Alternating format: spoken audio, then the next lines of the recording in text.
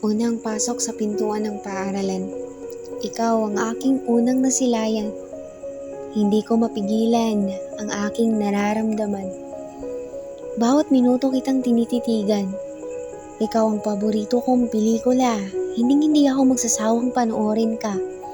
Paborito kong eksena pag nakatulog ka na. Pag ikaw ay lumalapit at nangangamusta, hindi kaagad ako makasagot dahil kinakabahan pa. Ang puso ko ay tumitibok na para bang may paru-paro sa aking dibdib na lumilipad.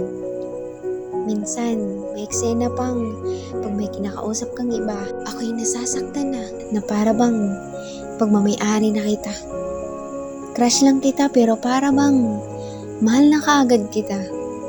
Ganun ba talaga? Kailangan ko bang masaktan para makuha lang kita?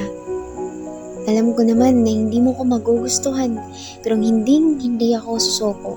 Kasi gusto kong maramdaman ang maging tayo, na may ikaw at ako sa kwento.